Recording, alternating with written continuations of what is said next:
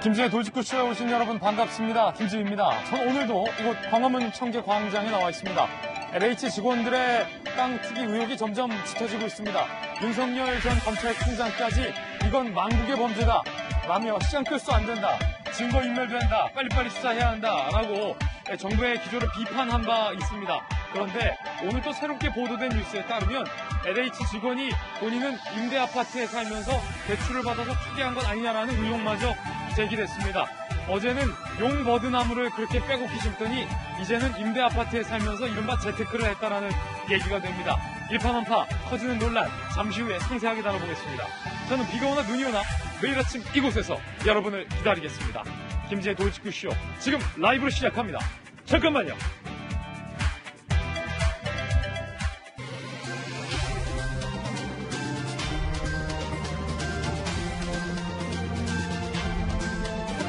신문 읽어주는 남자입니다. LH 직원들의 투기 의혹이 일파만파 짙어지고 있고 윤 전 총장까지 나서면서 나라 망하는 범죄다, 망국의 범죄다라고 규탄한 바 있습니다. 그런데 정부는 이 조사 범위를 박근혜 정부 때까지 확대해서 조사하겠다라고 밝혀서 논란이 일고 있습니다. 야당에서는 벌써 물타기냐라고 반발하고 있다는데 오늘 이 뉴스 상세하게 짚어보겠습니다. 오늘 조간신문부터 함께 보시죠. 먼저 동아일보입니다. 투기조사 박근혜 정부 포함 2만 3천 명 대상, 야당에서는 물타기다. 정부가 LH 의혹과 관련해서 1차 조사 범위를 확대키로 했습니다. 그런데 이 동아일보는 좀 걱정하고 있습니다. 지금 이 LH 투기 의혹과 관련해서 차명으로 땅을 투기했을 경우에 현재의 조사 방법으로는 알아내기가 쉽지 않다는 건데 지금 이 이슈도 조사하지 못하면서 왜 박근혜 정부 때까지 일단 범위를 넓히느냐, 이러다가 숭숭 빠져나가는 건 아니냐. 오늘 동아일보는 상당히 좀 우려하고 있습니다. 야당은 한 발 더 나아가서 국정조사도 안 받으면서 물타기하고 있다라고 반발하고 있습니다. 잠시 후에 왜 정부가 3도시 발표 5년 전부터 조사하겠다라고 밝혔는지 정부의 입장도 잠시 후에 살펴보겠습니다. 다음 신문입니다. 이번엔 한국일보입니다. 고검장들 회의가 있었습니다. 국민 공감 방향으로 총장 공석 상황에서 수위 조절에 들어갔다. 조남관 차장 주재로 5시간 회의를 했다는 겁니다. 문재인 대통령의 중수청 설치 메시지에 절차에 따라서 질서 있게 논의해야 한다. 대립 양상으로 비춰져서는 얻는 바가 없다라는 현실론이 작용했다는 분석입니다. 다음 신문입니다. 이번엔 한겨레 신문입니다. 한미 방위비 협상 마침내 타결됐습니다. 구체적 내용은 공개하지 않았습니다. 외교부는 양국이 원칙적으로 합의했다라고만 말했습니다. 다음 신문입니다. 이번엔 조선일보입니다. 해리 왕손과 메건 마클 부부의 인터뷰, 폭로 인터뷰 내용은 꽤 충격적이었습니다. 임신 중인 나에게 아이 피부가 검겠다면서 영국 왕실이 수군됐다, 인종차별을 했다라는 폭로가 나온 겁니다. 잠시 후에 직접 한번 들어보시죠. 엘리자베스 여왕은 이 방송을 안 봤다라고 합니다. 지금까지 신문 읽어주는 남자였습니다. 네, 오늘 아침 함께 해주신 분들 소개해드리겠습니다. 장윤미 변호사님, 김병민 국민의힘 비대위원님 모셨습니다. 네, 안녕하세요. 박수현 전 청와대 대변인님, 그리고 이재명 전 청와대 출입기자 모셨습니다. 어서 오세요.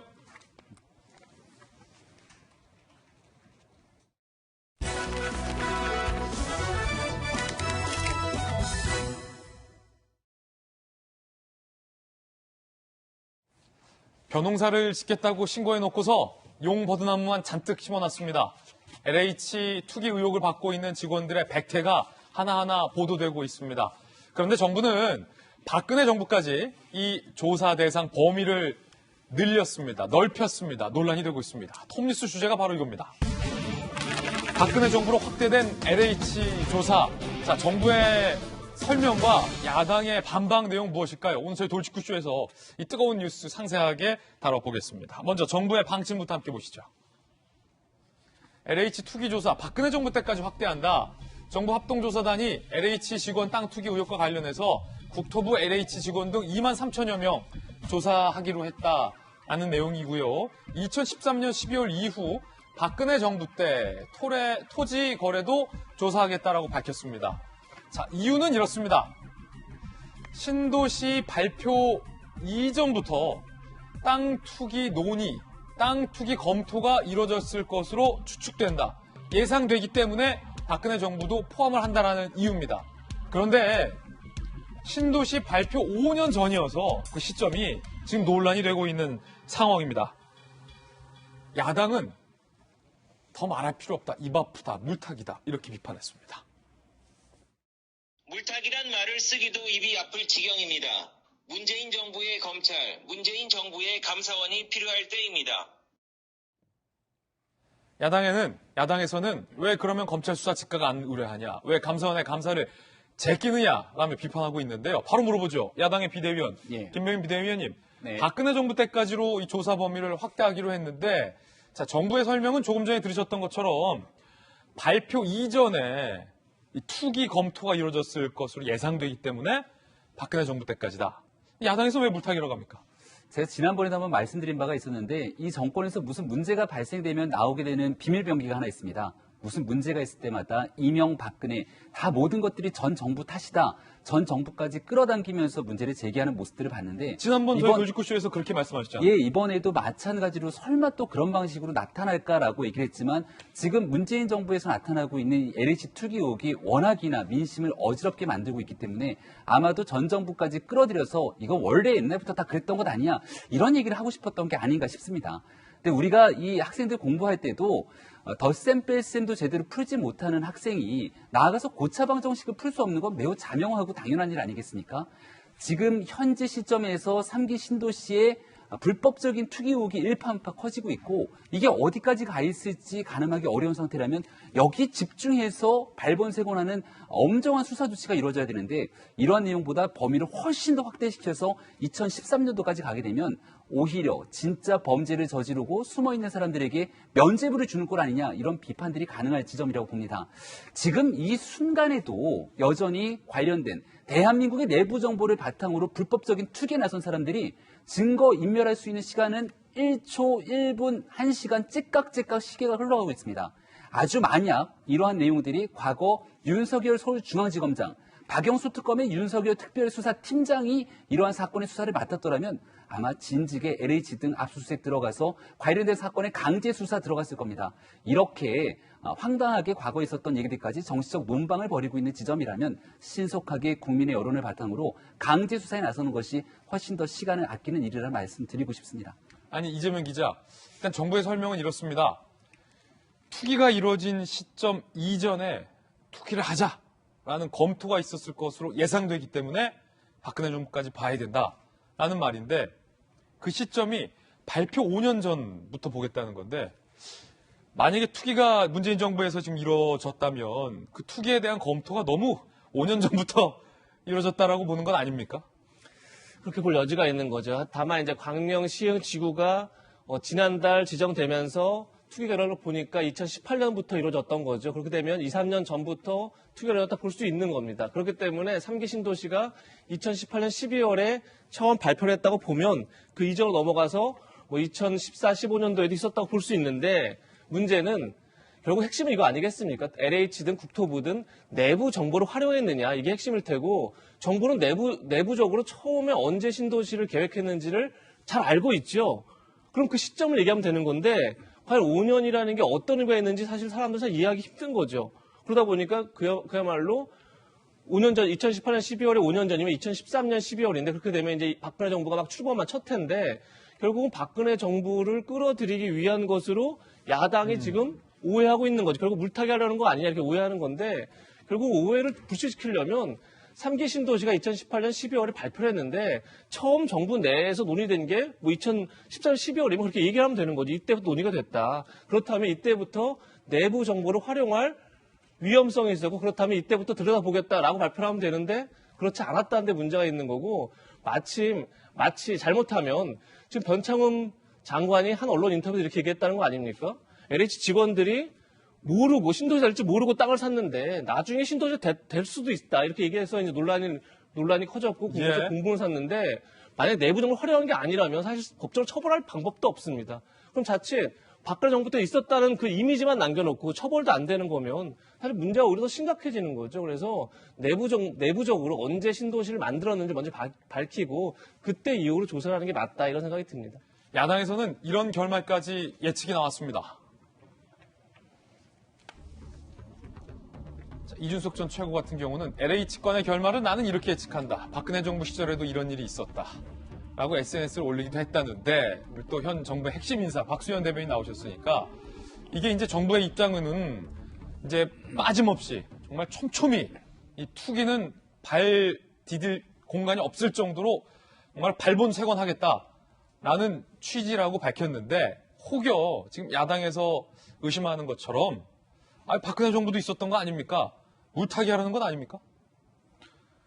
설마 물을 타려고 이렇게 하겠습니까? 뭐 딴 걸 탑니까 그럼? 지금 야당이 이제 이런 것이죠. 지금 김병민 비대위원께 좀 말씀을 드리고 싶은 것은 이 문제가 사실은 문재인 정부의 레임덕까지도 이끌 수 있는 중대한 문제라고 보고 있지 않습니까? 그렇습니까? 이번 4.7 재보궐선거는 말할 것도 없고요. 그만큼 아주 성난 민심, 국민의 영린을 건드렸다 이렇게 이제 이야기를 하는 거잖아요. 그런데 그 국민의힘이 설사 물타기가 의심된다 하더라도 이 시점에 우리를 몰아붙이려면 야, 왜 물타기해? 라고 이 시점을 물타기로 다 해서는 안 돼요. 빨리 이거 잘하자라고 해서 나오면 이 정부의 지금 문재인 정부의 지금 핵심이 됐던 이게 나오겠지. 그러면 지금 내가 야당에서는 여러 가지 이야기를 하고 있지만 물타기라는 용어로 본인들이 집중해야 될 공격 포인트를 물타기 스스로 하고 있다. 이런 생각이 들어요. 그래서 뭐 야당의 의심, 의혹은 뭐 충분하게 이해는 할 수 있습니다만 정부가 예. 이렇게 성난 국민의 민심 앞에 정치적으로 물타기를 하기 위해서 그렇게 하겠습니까? 그리고 설사 박근혜 정부 때 뭐가 일부 좀 나온다고 해서 이게 물타기가 되겠습니까? 전부 문재인 정부의 책임으로 국민이 이미 책임을 묻고 계신데 그러니까 야당이 그런 물타기였던 논란으로 물타기를 스스로 하지 말고 이 문제에 서로 집중해서 봐라 하는 말씀 드리고 예. 저는 오히려 야당이 이런 얘기를 했으면 좋겠어요. 지금 시흥 광명지구 동그라미 안 여기 안보다는 제가 볼 때는 소위 투기라고 하는 것은 동그라미 바로 바깥에 이 부분 요 바깥에까지 바깥에가 실제적으로 이 투기 이익을 가장 볼 수 있는 중요한 지역이어서 그렇죠. 소위 선수들은 거기에 투자를 하는 거 아닙니까? 접경지 투기를? 소위? 그렇습니다. 거기에 길목이 좋은 곳, 도로변 이런 데 하는 것이니까 지금 한번 잘 들여다봐서 지금 조사의 대상 지역이 이 동그라미 안에만 있으면 그러지 말고 밖에를 봐야 된다라고 야당이 그런 걸 제안해야 됩니다. 예. 야당이 그 얘기를 수차례 제안하고 그렇게 해야 된다고 요구를 계속하고 있고요. 국정조사 하자고 하고 있잖아요, 야당이. 예, 국정조사를 통해서 이 부분 다 밝히자고 하고 있는 것이고 다만 이것을 국토부가 포함되어 있는 내부 조사를 통해서 밝힐 수 있겠는가. 아니 근데 야당이 네. 여당이 지금 국정조사 받겠다고 했습니까? 여당 입장에서는 지금 국토위원회에서 실질적인 회의를 여는데도 협조하지 않고 있는 상황입니다. 국정조사 논의까지 안 가고 있어요? 국정조사를 통해서 우리가 분명하게 국정조사가 이루어지게 되면 지난날 최순실 국정농단 등에 대한 당시 국정조사 등이 이루어지게 됐고 그 자리에 청문회에 쓴 사람들이 나와서 했던 위증의 발언 때문에 나중에 처벌까지 받게 되는 전례들을 충분히 볼 수 예. 있습니다. 일각에서는 수사 중인 사안에서는 국회 국정조사 불가능하다 이렇게 얘기하지만 과거 최순실 국정농단 사건에서 분명히 수사 중인 사안임에도 불구하고 국조 청문회 등이 이루어졌고 이게 향후 수사까지 협조가 이루어졌거든요. 방금 전에 박수현 대변인께서 굉장히 중요한 지적을 해주셨습니다. 이 내용 말고 추가적으로 누군가가 의도적으로 투기한 게 있다면 거기를 반드시 짚어보자고 얘기를 하고 있고요. 가덕도만 하더라도 가덕도에 개발하겠다고 하고 나중에 들어오다 보니까 여기에 땅을 사는 사람들이 실질적인 정치인 가족들이 들어가 있지 않습니까? 저는 또 요즘 나오고 있는 얘기 중에 하나가 세종시도 부동산 값이 엄청나게 올라가요. 국회에서 여당 원내대표가 세종시 수도 이전 얘기를 합니다. 그리고 나서 부동산 값이 더 급속도로 올라가게 되는데 그 이전에 누군가가 내부 정보를 바탕으로 부동산 투기한 건 없는지 이런 전반적인 내용을 신속하게 여야가 합의해서 손잡고 국민들을 속이는 이런 행위들이 없었는지에 대해서 예. 아주 분명한 조사가 필요합니다. 자, 그렇게- 다시 박수현 대변인. 국정조사 여당이 받을 용이 있습니까? 당연히 하게 되겠죠. 받을 수 있다. 지금 야당이 주장하는 이야기는 저희가 야당 때 매뉴얼처럼 똑같이 하던 이야기입니다. 입장이 바뀌면 그렇게 하는 것인데 그때 이제 국민의힘은 그건 순차적으로 다 한다라고 이런 이제 답변을 하는 것이고 지금도 왜 국토부 셀프 조사하냐라고 이제 비판하시지만 우선 국토부가 도대체 어떤 사람들이 여기에 땅을 샀는지 명단이라도 우선 쭉 대조를 해봐야 될 거 아닙니까? 지금 한 10만 명 넘게 조사를 한다는데 그걸 어떻게 조사하겠어요? 그러면 일단 그런 정부 합동 조사들을 통해서 그런 의심이 되는 명단들을 일단 추려내는 작업이 있을 거고요. 그리고 그 다음에 이제 강제 수사가 그걸 바탕으로 들어가는 것 아니겠습니까? 그런 것들이 된 다음에 예를 들어 국정조사라든지 필요한 것들이 그런 것들이 있어야 국정조사를 잠시만요. 그럼 합니까? 지금 국정조사는 거부하시는 거군요. 아니 거부가 아니라 때가 아니라는 거죠. 그러니까 지금 국정조사는 안 받겠다. 아니 안 받는 것이 아니라 때가 아닙니다. 그리고 지금 시점 그리고 국정조사는 때가 아니다. 오늘 오후 2시에 예. 국토위에 현안 질의가 예정이 돼 있잖아요. 그래서 이 국토위 상임위원회 그리고 국정조사 필요하면 단계 다 하게 돼 있는데 아마 이번 국민의 분노를 생각하고 관심을 생각하면 이런 모든 일정이 굉장히 빠르게 다 앞당겨질 겁니다. 예. 자, 지금 여야의 이견차 확연하게 양측 모두 다 들었습니다. 이명박근혜 탓이다. 이명박근혜 탓 아니다. 국정조사 안 받지 않냐?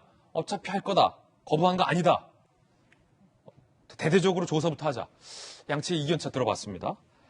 자, 그러면 오늘 새롭게 보도되고 있는 이 투기 의혹과 관련된 백태들도 정말 가관입니다. 어제 저희 돌직구쇼에서 힘줘서 저희가 보도해드렸던 건 벼농사 짓겠다고 신고해놓고 용버들나무입니까? 왕버들나무입니까?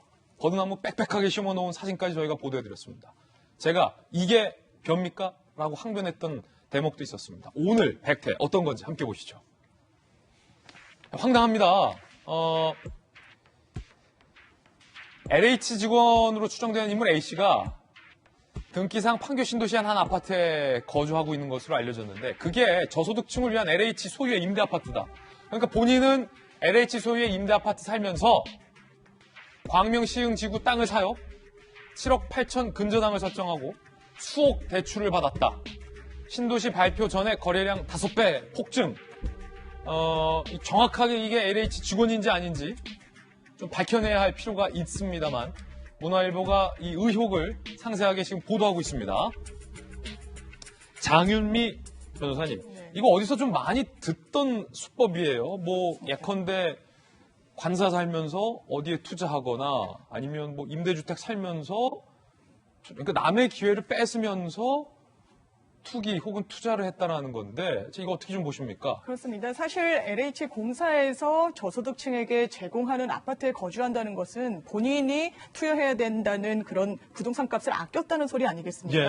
그렇다면 본인의 어떤 그런 재산을 통해 가지고 투기에 활용하고 악용했다는 점은 이거는 뭐 지금까지 보도에 따르면 추정인물이라고 나오긴 있지만 네. LH공사 직원임이 확인되면 이 부분은 분명히 강제수사 등 수사를 통해서 밝혀서 처벌을 해야 되는 그런 문제로 이거 보여지고요. 악질입니까? 예, 굉장히 악질이죠. 그리고 이런 부분은 사실상 확신범이라는 이런 추정이 드는 부분이 무엇이냐면 이런 7억 8천이라는 근저당 그리고 대출을 끌어와서 이 투자를 한다는 건 이곳이 바로 뜰 것이다. 그리고 개발될 것이다라는 확신이 없으면 본인의 어떤 경제 사정, LH공사에서 그 제공하는 아파트에 살면서 할 수 있는 그런 행동 자체가 아닌 예. 겁니다. 그렇다면 이 부분을 과연 업무와 관련해서 비밀을 본인이 취득해서 한 행동이 아닐 것인지 분명히 합리적 의심이 가해지는 부분이 있고 지금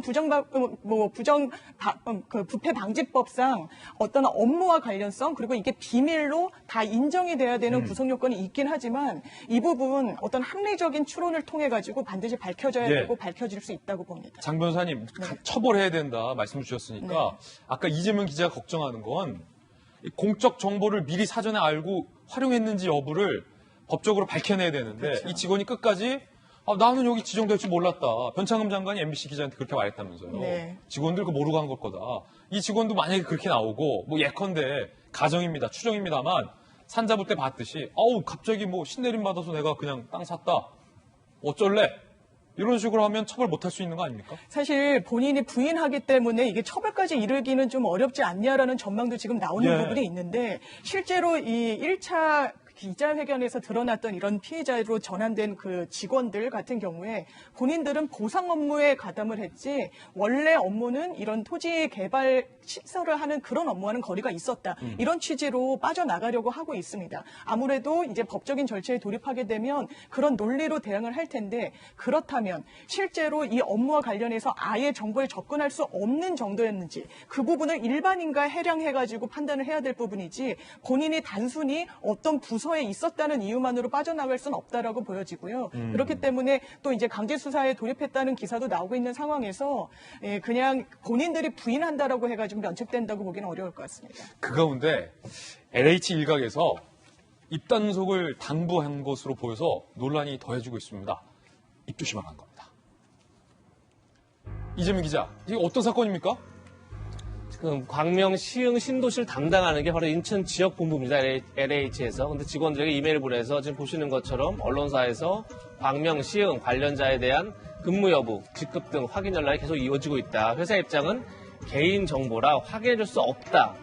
이것이 회사 입장이라는 거고, 그렇기 때문에 관련 토지 직원, 소유자, 직원 신상 등이 외부로 유출되지 않도록 유의하라, 이런 이메일을 보냈다는 겁니다.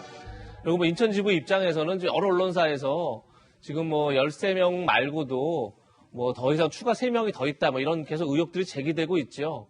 그러다 보니까 계속 이제 많은 언론사에서 좀 확인 요청이 들어오고, 또 지금 국회에서도 관련 정보를 가지고 계속 이제 또 추가적인 의혹 제기가 이루어지고 있죠. 뭐 여러 가지 지금 뭐 오늘 한 언론의 제목도 캐도 끝나지 않은 LH 의혹, 이렇게 제목을 달았던데, 뭐 새로운 추가 이제 의혹들이 제기되다 보니까 당연히 이제 인천지역본부 쪽으로 연락이 많이 갈 테고, 그러다 보니까 이제 인천지역본부에서 손을 긋고 있는데, 물론 이제 지금 조금 전에 저희가 속보에서 봤던 것처럼 경찰이 이제 압수수색에 들어갔고, 그렇기 때문에 강제 수사가 진행되는 만큼 뭐 이제 LH 쪽이 확인하지 않더라도 이제 경찰에서 수사를 통해 밝혀야 할 이제 그런 대목이지만, 결국 가장 중요한 건 지금 어쨌든 국토부가 셀프 조사에 대해서 의혹을 그 과연 믿을 수 있느냐, 이런 의혹을 받고 있는데, 결국 중요한 건 국토부든 LH든 있는 그대로 국민들에게 공개하는 거죠. 그러지 않고 신뢰할 수 없는 건데, 저런 모습 자체가 가뜩이나 이제 셀프 조사에 대한 불신이 있는 상황에서 더 국민들이 과연 저 조사를 믿을 수 있느냐, 이런 의혹들을 키울 수 있는 그런 대목이 아닌가 싶습니다. 이게 참 저도 출입 오래 했던 기자였지만 이재명 기자 더 잘 알잖아요. 단견에서 나오는 잘못된 생각이에요. 지금 좀 막 하니까 일단은 뭐 더 유출 막고 쉬쉬하면 될지, 절대 그렇지 않습니다. 이럴 때일수록 반성하는 모습 보여야지. 뭐 반성은커녕 추가적으로 더 공개되면 안 된다라고 붙들고 있어봤자 강제 수사 시작됐는데 막을 수 있겠습니까? 그렇죠. 뭐 지금 뭐 제일 보니까 압수수색도 제일 첫 타겟이 결국 광명 시흥 지구로 맞춰져 있기 때문에 거기에 이제 3기 신도시까지 확장이 될 텐데, 뭐 인천본부 차원에서 막을 수 있고 없고 이런 차원이 이미 선을 넘어선 거죠. 그런 점에서 뭐 LH가 뭐 입단속을 한다고 해서 지금 뭐 사안 자체를 묻을 수 있는 그런 사안이 아니기 때문에, 뭐 조금 얘기한 것처럼 있는 그대로 공개를 하고, 만약에 국회 등에서 확인에 들어가면 있는 그대로 확인하고 밝히는 게 중요하다. 물론 이제 하나 염려되는 건 동명 이인들까지 막 피해를 볼까봐. 사실 실제 LH 직원이 아닌데도 LH 직원이 워낙 많다 보니까 동명 이인들이 있을 수 있겠죠. 토지주와 이름이 같은 LH 직원들이. 근데 그런 사람들까지 피해가 가면 안 되는 뭐 그런 상황이 있지만, 확인할 수 있는 만큼 LH가 오히려 더 적극적으로 먼저 확인을 해서 공개를 하는 게 오히려 지금 신뢰 회복할 수 있는 길이다, 이런 생각이 듭니다. 그 가운데 한 장면 더 보겠습니다. 백태와 관련된 건데, 자, 벼농사 짓겠다, 또 직접 농사 짓겠다, 이렇게도 신고를 했다고 해요. 직접 농사 지었는지 함께 보시죠. 직접 농사 짓겠다더니 거기 CCTV가 있었네요. 그래서 포착된 장면을 봤더니 오늘 동아일보 취재에 따르면 LH지구 B씨 지자체에 허위로 농업경영계획서를 제출했다라는 정황이에요. 벼와 고구마 등 자기 노동력을 확보해서 농업경영하겠다. 그러니까 직접 짓겠다예요, 농사를. 확인 결과 인부 12명이 동원돼서 버드나무 묘목 심었다. 승합차 타고 해당 농지 가는 모습이 CCTV에 포착됐다는 겁니다. 아니, 직접 벼농사 진다면서요. 인부 12명에서 버드나무가 웬 말입니까? 지자체가 사후 실사를 통한 점검도 하지 않았다라는 부분도 오늘 동아일보 보도로 드러나고 있습니다. 자, 이와 관련돼서 윤석열 전 총장은, 자, 이거 봐라, 이거 망국의 범죄다, 이렇게 비판했습니다. 공적정보 도둑질해서 부동산 투기하는 건 망국의 범죄. 자체조사, 국토부 자체조사로 시간 끌고 증거 인멸하게 할 것 아니라 즉각적 대대적으로 수사해야 한다. 부정부패는 금방 전염되고 그걸 막는 게 국가의 책무다. 선거 의식해서 얼버무리지 마라. 선거 개선하면 안 된다. 국민의힘의 윤희숙 의원도 이렇게 얘기했습니다. 전 장관께서는 이 조사가 굉장히 축소되기를 바랄 유인이 너무 많은 분이에요. 그러니까 제가 자르고 시작하자는 얘기, 적어도 보고 라인에서 이분은 빼야 된다는 얘기죠. 윤석열 전 총장께서 말씀하셨듯이 이게 수용된 땅, 또 그 옆에 땅, 이렇게 돈이 되는 땅을 중심으로 다 봐야 된다. 돈이 흐르는 것을. 그러니까 이것은 제대로 조사를 하기 위해서는 검찰 수사가 들어가야 되겠죠. 자, 이 같은 검찰 쪽 의견에 대해서 국수본부장, 경찰 쪽 의견은 달랐습니다. 검찰에 사건 넘겨줄 수 없다는 겁니다. 1, 2기 신도시 투기 의혹 당시 공직자 총 128명을 검찰이 적발한 바 있습니다. 윤 총장도 마찬가지로 검찰이 수사해야 한다는 목소리가 나오고 있는데 이에 대해서 경찰의 국수본 이번 사건 수사하는 주체입니다. 수사본부장은 경찰도 특별단속 경험 많다. 꼭 검찰에 맡겨야 한다는 주장에 동의하기 어렵다라고 반박을 했습니다. 자, 여야 두 분 나와 계시니까 먼저 김병민 비대위원님. 네.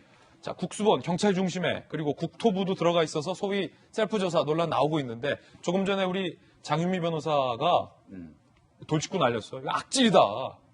이거 뭐 지금 현재 뭐 검찰 말고 국수본 중심의 수사로 괜찮겠습니까? 이거 경찰이냐 검찰이냐에 대한 내용들을 가지고 지금 뉴스가 뜨거운데요. 정말 중요한 건 누가 지금 국민의 신뢰를 바탕으로 이 문제 성역 없이 수사할 수 있는가에 대한 문제입니다. 과거에는 검찰이 국민의 신뢰를 제대로 받지 못하면서 오히려 치명적인 이 명예를 제대로 찾지 못했던 그런 과거들이 있었습니다.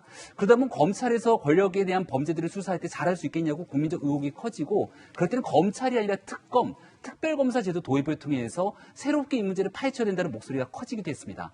지금 현재 상황에서는 오히려 윤석열 전 총장이 이끌던 검찰 조직에서 살아있는 권력을 향해서도 엄정하게 수사하다가 결국 브레이크가 걸리는 모습들이 도처에 나타나니까 여기에 대해서 검찰이 오히려 적극적으로 나서 수사하면 어떻겠냐. 지난날 윤석열 전 총장과 함께 살아있는 권력 수사했던 한동훈 검사장에게 한 2달만 맡겨봐라. 그럼 이 문제 깔끔하게 수사하지 않겠냐. 이런 얘기들이 나오고 있죠. 경찰 조직도 굉장히 열심히 수사할 수 있는 충분한 이력들이 존재할 겁니다. 하지만 우리가 지난날 봤듯이 이용구 법무부 차관에 대해서 이거 완전히 봐주기 수사한 거 아니야? 이 문제에 대한 의혹도 아직 종결되지 않은 상황입니다. 그런데 지금 검찰의 수사 이력에 대한 힘을 다 빼놓은 상태에서 경찰이 이 문제를 수사하겠다고 하니까 이거 몇 명 적당히 조사하다가 꼬리 자르게 하고 끝나는 거 아니야? 정말 권력 갖고 있는 정권 실세들까지도 만약 문제가 있다면 엄정하게 수사할 수 있겠어? 이런 의구심이 커질 수밖에 없는 거겠죠. 문재인 대통령이 2017년도 촛불 정신을 바탕으로 집권하면서 내세웠던 공약집이 있는데 제가 어제 그 공약집을 한번 처음부터까지 다 뒤져봤습니다. 제일 첫 번째 약속이 부정부패 없는 대한민국입니다. 부정부패 없는 대한민국. 지난날 너무 검찰개혁에 올인하면서 이 부정부패 없는 대한민국을 만들겠다는 국민에 대한 약속들이 흐트러진 건 아닌지 한번 지켜볼 필요가 있기 때문에 지금 정도 시점에서는 국민이 가장 신뢰하면서 이 수사 이끌어갈 수 있는 데가 어딘지를 국민께 의견을 물어보고 나서 수사한다면 답은 명확하지 않을까 싶습니다. 박수현 대변인. 그러니까 그거를 이미 국민께 여쭤보고 사회적 합의를 한 것이죠. 제도를 개선한 겁니다. 왜 부정부패 없는 나라를 만들자고 공약을 했겠습니까?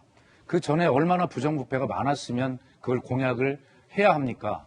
그래서 그 부정부패를 없애기 위해서 형사사법 시스템을 바꾸고 선진사법 시스템을 마련하는 것입니다.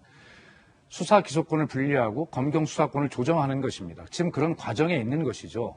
그런 과정에 이제 검경 수사권 조정에 의해서 이 수사권을 소위 중대 6대 범죄에 들어가는지 안 들어가는지는 나중에 볼 문제지만 일단 수사권을 경찰이 이제 갖게 되는 것입니다. 새로운 제도를 합의해서 만들었어요. 국회가 입법을 한 것입니다. 그런데 이것을 확인되지도 않은 검찰이 더 수사력이 뛰어날 것이다라는 그런 어떤 검찰에 대한 막연한 믿음 이런 걸 가지고 지금 이 중요한 시점에 검찰이 수사를 해야 된다. 이런 논리를 가지고 이 기둥을 흔드는 일은 새로 바뀐 제도의 근간을 흔드는 일입니다. 옳지 않은 일입니다. 그리고 검찰이 하면 잘할 수 있습니까? 그럼 검찰은 김병민 비대위원 지금 얘기했듯이 이용구 법무차관 얘기를 경찰 수사 얘기를 하셨는데 거꾸로 제가 물으면 김학의 법무차관 같은 경우 검찰에서 그렇게 수사 잘해서 이 모양 만들었습니까? 제 식구 감싸기 안 했습니까? 그리고 술접대 받은 검사들 왜 이렇게 하고 있습니까? 검찰이 뭐가 그렇게 깨끗하고 수사력이 뛰어나다고 자부할 수 있습니까? 그렇기 때문에 이 문제는 새롭게 변한 국가의 형사사법 시스템은 국민적 합의와 국회 입법을 통해 바뀐 이 제도를 흔들면 안 됩니다. 그리고 어제 대통령도 분명히 이야기했습니다. 이 문제는 검경 수사권 조정은 수사력을 약화시키는 것이 아니라 검찰과 경찰의 정말 협조를 통해서 새로운 모델로 수사권을 이력을 향상시키는 것입니다. 그리고 이 문제를 조사를 하다 보면 수사를 하다 보면 뭐 공무원이 연루가 됐다든가 이렇게 되기 때문에 6대 중대 범죄에 해당이 되면 또 검찰이 수사를 함께 해야 될 문제가 생길 거예요. 그렇기 때문에 지금 이 문제를 윤석열 총장도 마치 이 검찰 개혁이 잘못된 것처럼 저거를 강조하기 위해서 이 문제를 끌어들이는 것이야말로 정말 잘못된 태도다. 일단 새롭게 바뀐 이 제도 경찰 수사를 강제 수사를 믿어보고 그리고 나서 정확하게 검찰, 경찰이 협조해서 해야 될 일이라고 생각합니다. 예, 두 분의 의견도 들어봤습니다. 이번엔 저희가 준비한 두 번째 이슈로 이어집니다. 윤석열 전 총장은 방금 보셨듯이 LH 투기 의혹과 관련돼서 정부를 강하게 비판하면서 본인의 의견을 내고 있습니다. 마침 윤석열 전 총장이 각종 여론조사에서 앞서 나가는 데이터들이 나오고 있습니다. 먼저 리얼미터가 실시한 여론조사 결과부터 함께 보시죠. 대선 주자 선호도, 어제는 저희가 TBS의 여론조사 결과를 보여드렸고 잠시 후에 한 번 더 보겠습니다만, 자, 리얼미터 결과도 나왔습니다. 윤석열 검찰총장, 전 검찰총장이 28.3%, 이재명 지사가 22.4%, 이낙연 대표 13.8%, 홍준표 전 대표 5.7%, 안철수 대표 5.1%, 오세훈 전 시장 3.3%, 정세균 총리 3.1%. 자, 리얼미터 조사 결과 함께 보고 계십니다. 보면 윤석열 전 총장과 이재명 지사의 지지도가 오차범위 안으로 들어왔군요. 오차범위 안에서 윤석열 전 총장이 근소하게 앞서고 있다라고 볼 수 있겠습니다. 자, 그럼 TBS 여론조사 결과 다시 한번 볼까요? 윤석열 32.4, 이재명 24.1, 이낙연 14.9, 홍준표 7.6, 정세균 2.6, 추미애 2.5. 요 결과는 오차 범위를 벗어나서 윤석열 총장이 32.4%로 1위를 한 결과로 볼 수 있겠습니다. 자, 이걸 흐름으로, 추이로 바꿔보시죠. TBS의 여론조사 선호도 추이를 여러분들 보고 계십니다. 2월 중순만 하더라도 이재명 지사가 27.2%로 1위, 2월 말 28.4 이재명 지사. 그런데 자, 4일에 윤석열 전 총장이 사퇴하고 이 중수청 신설 논의가 이슈화되면서 윤석열 전 총장의 지지율이 14.5%포인트 수직 상승을 했습니다.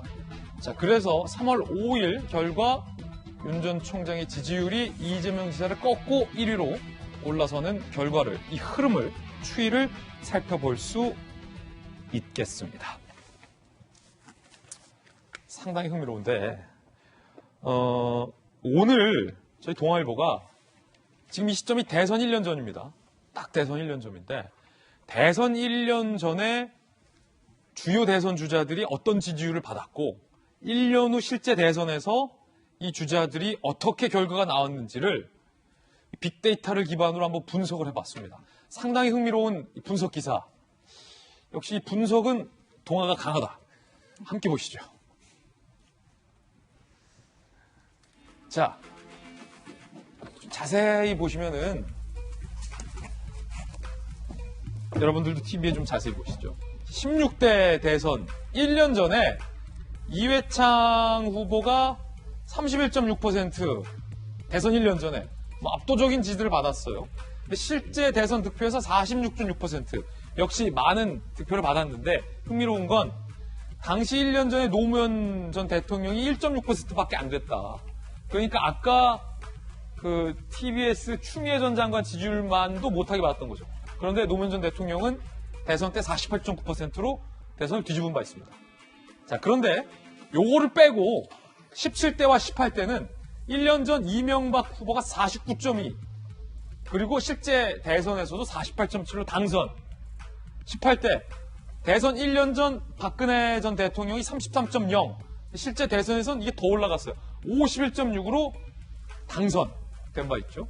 자, 19대에는 대선 1년 전 반기문 전 총장이 26%, 하지만 최종 불출마하게 됐고 문재인 대통령이 16%였는데 41.1%로 당선이 됐다라는 부분이 상당히 흥미롭습니다. 자, 이건 한국갤럽이 실시한 여론조사고 중앙선관위에 들어가시면 상세한 내용까지 여러분들 상세하게 살펴볼 수 있는 여론조사 결과고, 동아일보의 어떤 결론을 보면 12가 엇갈린 대선 1년 전 1위다. 그러면서 결론은 좀 다소 좀 뻔했습니다. 승리하거나 아니면 뒷심이 없으면 고배를 마신다. 사실은 그건 뭐 누구나 다 할 수 있는 얘기인데 어쨌든 이 1년 전의 데이터를 갖고 이렇게 분석했다는 시도 자체가 상당히 흥미로울 수 있는데, 이재명 기자, 그 결론이 1년 전 1위가 승리하거나 뒷심 없으면 진다. 뭐 뻔한 거 아닙니까? 뻔한 측면이 있죠. 하나 이렇게 공통적으로 볼 수 있는 건 2011년도, 그러니까 12년도 안철수 현상이라는 말이 나올 정도로 안철수 후보가 급부상을 했었죠. 또 2016년, 17년도에 반기문 총장이 반기문 현상이라는 말이 나올 정도로 급부상을 했었죠. 또 이번에 지금 2021년도에 다시 이제 윤석열 총장이 급부상하는 현상이, 오늘 한 칼럼도 윤석열 현상 이렇게 제목을 달았던데, 현상이라고 할 수 있는, 그러니까 새로운 인물의 급부상이 있습니다. 근데 지금 본 것처럼 2012년도 안철수 대표, 그리고 2017년도 반기문 전 총장 다 실패를 했습니다. 그러니까 이걸 어떻게 볼 수 있냐면 하나의 공통된 현상으로 우리가 하나의 공통점을 뽑아내자면 결국 정치를 계속 해온 사람이 아닌 급부상한 사람이 뭔가를 계속 국민들, 유권자들에게 본인의 메시지와 본인의 어떤 정치 철학을 보여주지 못하면 결국은 끝까지 완주하지 못했다 이렇게 볼 수 있는 거죠. 그러니까 저희가 지금 볼 수 있는 건 과연 윤석열 전 총장이 윤석열 현상이라는 말을 나올 정도로 급부상을 했는데 과연 1년 동안 본인의 정치 철학, 본인의 메시지를 가지고 유권자들을 계속 집결해내고 응집해내고 뭔가 본인이 정치 지도자로 설 수 있느냐 아니면 그렇지 않느냐 결국 이제 갈림길에 놓여 있는 거죠. 사실 여기까지 뻔한 건데 그러다 보니까 과연 윤 총장이 우리 흔히 정치권에서 발광체냐 아니면 반사체냐 이런 얘기를 많이 합니다. 다시 얘기해서 결국은 추미애 장관, 윤석열 총장 간의 갈등 속에서 어떻게 보면 문재인 정부의 대척점에 섰다는 그런 반사적 효과를 누리고 있는 거냐 아니면 본인이 추미애 장관과의 전 장관과의 갈등 속에서 뚝심과 뒷심을 발휘하면서 스스로 이 지지를 만든 거냐 이 논란 속에 있는 거죠. 사실 어느 게 맞는지는 아직 알 수 없습니다. 그러니까 지금 굉장히 급부상했는데 제가 예전에도 한번 말했지만 말씀드리고 있는데 윤석열 총장의 지지율은 지금 이전까지는 굉장히 좀 독특한 거였습니다. 본인이 정치를 선언하고 거기에 지지를 한 게 아니라 윤석열 총장을 정치권으로 끌어내기 위한 어떤 그런 지지율이었던 거죠. 근데 그 기다림이 지금 급속도에 반영됐죠. 그래서 지금 30% 안팎의 지지율이 실제 윤 전 총장이 계속 가져갈 지지율이냐는 아직 알 수 없는데 일단 한 가지 볼 수 있는 건 LH 사건이 굉장히 국민적 관심이 있으니까 거기에 대해서 스스로가 이건 망국의 범죄다라는 굉장히 적절한 메시지를 냈죠. 예. 그런 점에서 앞으로 이제 계속 현안마다 어떤 메시지를 낼지 봐야겠지만 윤 전 총장이 발광체로 스스로가 자기 정치를 해나갈 수 있을지 아니면 반사체로 어떻게 보면 이전 안철수 현상과 반기문 현상처럼 한 현상으로 끝날지는 앞으로 좀 지켜봐야 된다 이런 생각은 분명히 듭니다. 그렇군요. 역시 동아일보 기사에 그 숨은 교훈이 있었는데 이 망국의 범죄 발언은 이 32.4, 28.3 주요 여론조사 결과에 포함이 되지 않은 거잖아요. 시점이. 이 망국의 범죄 발언이 포함된 여론조사가 나오면 이재명 기자 보시기에는 32.4에서 지지율이 더 올라갈 거로 보세요? 저 굉장히 적절한 메시지를 냈다. 굉장히 간결하고 사실 이 정치권 메시지라는 게 복잡하면 안 되는데 아주 한 단어로 그러니까 이전에 권수 안보하기라고 해서 이제 여권에 추진했던 검찰 수사권을 완전히 박탈하는 그런 이제 법안에 대해서 부패 완판이다. 부패가 완전히 판치는 거다. 이렇게 이제 어떻게 보면 한 번에 정리를 해버리지 않았습니까? 물론 그렇게 되면서 이제 대립구도를 만든 건데 이번에도 사실은 물론 이제 LH 범죄가 LH 직원들의 투기 의혹이 현 정권의 조직적인 부패다 이렇게 볼 수는 없는 거지만 어쨌든 현 정부에게 상당한 부담감을 되는 건데 그것을 망국의 범죄로 어떻게 보면 갈라치기를 했다 이렇게 볼 수 있는 점에서 저는 앞으로 지금 현재까지 지지율은 제가 아까 말씀드린 것처럼 정치권에 나와주길 바랐던 사람들이 나오니까 거기에 대해서 이제 그 기다림이 반영된 지지율을 본다면 그다음부터 이제 메시지와 정치적 활동에 대해서 이제 평가가 이루어질 텐데 지금까지 나온 메시지는 제가 볼 때 긍정적 평가할 요인이 있지 않나 이런 생각이 듭니다. So far so good. 지금까지는 좋다. 자, 다음 주 공개될 지지율 결과와 이 추이도 좀 한번 지켜봐야 되겠고 여야가 또 이 윤석열 현상을 바라보는 시각이 극명합니다. 자, 먼저 야당의 김종인 비대위원장은 이렇게 얘기했습니다.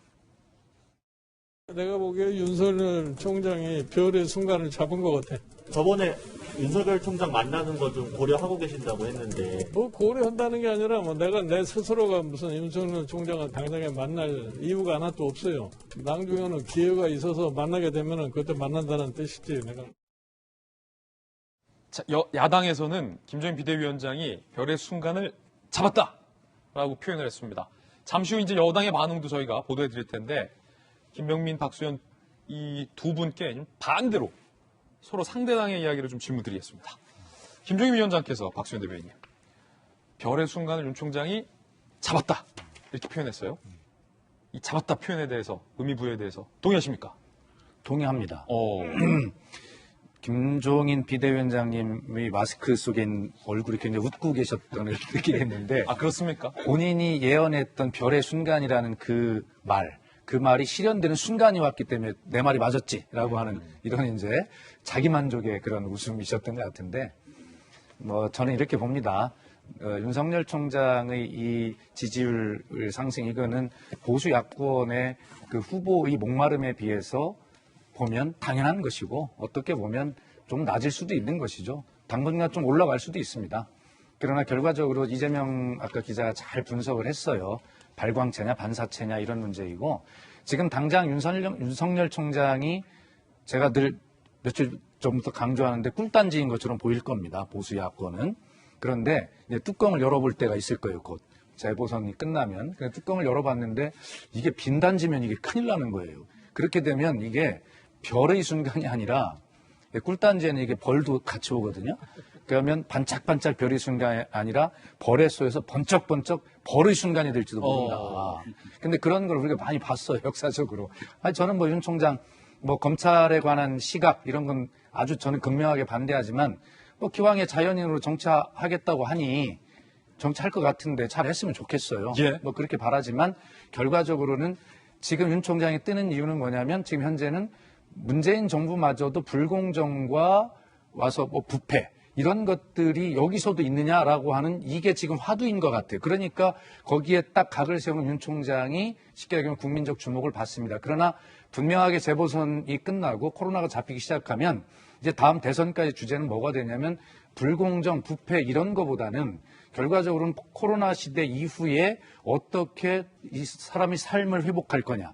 그렇기 때문에 경제, 복지, 기본소득 이런 여러 가지의 주제가 될 텐데, 그런 것들이 얼만큼 준비가 잘 되어 있느냐가 지금의 주제, 지지율이 지속 가능하냐, 상승하냐, 유지할 거냐 이런 주제가 될 거고, 또 불공정이나 이런 문제도 당연히 유지가 되겠지만, 그 불공정이라고 하는 것은 지금 제가 말씀드린 그런 주제 안에서 기본소득, 재난지원금 이런 문제들을 하는데, 거기에서 누구는 더 주고 어떻게 할 거냐 이런 공정의 문제가 따져질 것이거든요. 그렇기 때문에 윤석열 총장의 강점인, 저는 검찰 출신으로서의 이런 어떤 이미지는 그때는 대립각을 세우기가 굉장히 낮아지는 그런 요소일 거다. 그런 준비를 나는 윤 총장이 잘 해야 된다고 생각합니다. 예. 야당의 별의 순간을 잡았다라는 거에 대한 박수현 대변인의 어떤 코멘트. 이번에는 여당의 인식과 반대로 야당의 코멘트 들어보겠습니다. 여당은 이렇게 반응을 했습니다. 정청래, 윤석열의 반짝 지지율 1위는 조만간 사라질 것. 강훈식, 검증하면서 떨어지는 것도 분명히 작용할 것. 진성준, 일시적 현상, 반기문 고건 사례 같다라고 평가절하했습니다. 김병민 비대위원, 반대로 물어볼게요. 자, 지금 여권 인사들의 이 평가절하에 대해서는 어떻게 보십니까? 동의하십니까? 전혀 동의하기가 좀 어려운 측면이 있죠.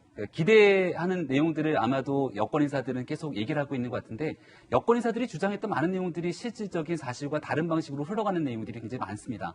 제가 아까 나왔던 얘기 하나만 조금 더 끄집어서 말씀을 드릴게요.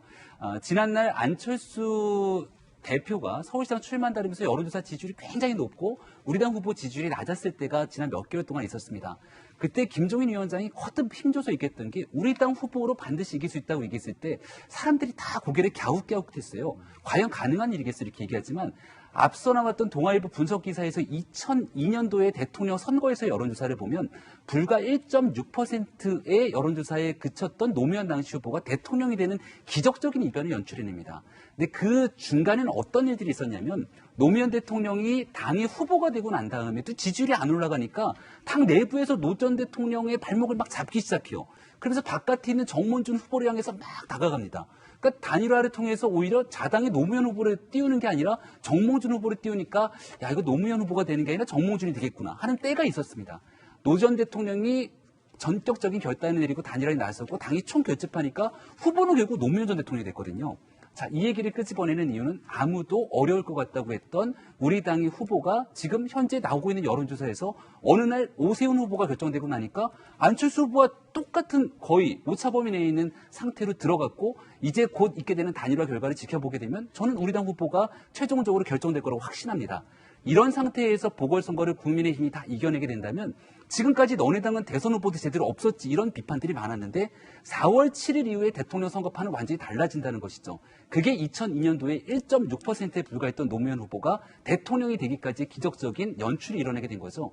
윤석열 검찰총장이 별의 순간을 잡은 것 같고요. 일각에서는 국민의힘이 아닌 제3지대의 새로운 판을 짜겠다고 하지만 지금 국민의힘의 지지율이 변화와 혁신을 거듭하면서 민주당의 지지율을 앞서가고 있는 형국입니다. 4월 7일 이후에 서로가 부족한 점을 메워가게 된다면 아마 윤석열 총장이 잡은 별의 순간을 야권의 별의 순간도 함께 잡을 거라 생각하고 그 이후에 펼쳐지게 되는 대선 판도는 지금 조금 전 여권에 있는 많은 주자들이 언급한 것과는 상당히 다른 형태로 진행될 거라고 저는 확신합니다. 자, 이제 질문 한 개 간단히 있습니다. 예, 박수현 대변인. 좀 아까 우리 민주당의 진성준 의원, 강훈식 의원, 또 누구죠? 한 명이 이제 정청래 의원 했는데 그 세 분의 의원의 윤석열 총장에 대한 평가보다는 제가 좀 품격이 있고 후덕하죠. 예, 그럼요. 여권에 이런 평가도 있다는 걸 함께 감사합니다. 알아주시기 바랍니다. 우리 박수현 전 대변인의 어떤 그 고급진 어떤 논평 감사드리면서 오늘 제가 먼저 얘기를 꺼냈어야 되는데 또 먼저 해주시니까 참 또 제가 불찰이 있었네요. 서울 지역의 주민들은 과연 어떻게 보고 있을까요? 서울 지역의 한정한 여론조사 결과도 나왔습니다. 자, 서울 지역 차기 대선 후보 가상 대결 상당히 흥미로운데 이 서울 지역에 한정됐다는 거. 이낙연 대표가 37.1, 윤석열 전 검찰총장이 38.1, 오차범위 안. 이재명 지사가 40.5, 윤석열 전 총장이 30.4, 역시 오차범위 안. 서울 지역에서는 이낙연, 윤석열, 이재명, 윤석열 모두 다 박빙 양상이다라는 걸 볼 수 있다. 이재명 기자, 굳이 왜 서울 지역만 이렇게 뉴스원이 실시한 걸까요?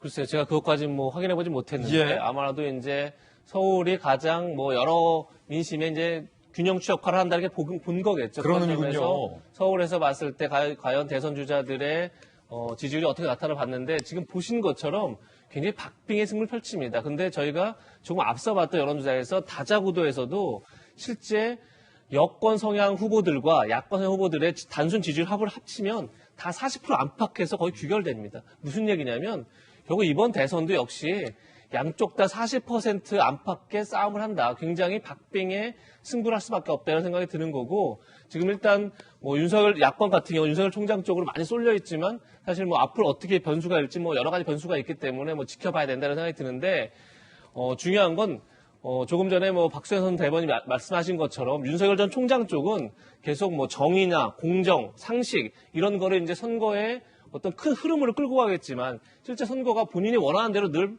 판이 짜이는 건 아니죠. 오히려 얘기한 것처럼 경제, 민생, 복지 이런 게 중요한데 과연 윤석열 전 총장이 그런 데 대한 대비나 준비가 돼 있을까요? 사실 많은 사람들이 의문을 갖고 있죠. 그런 점에서 저는 야권이 뭐 윤석열 총장 개인도 뭐 준비를 해야겠지만 어떤 팀을 만드느냐, 과연 복지와 관련해서 어떤 메시지를 줄 수 있는 팀을 만드느냐, 경제도 마찬가지고 그렇고요.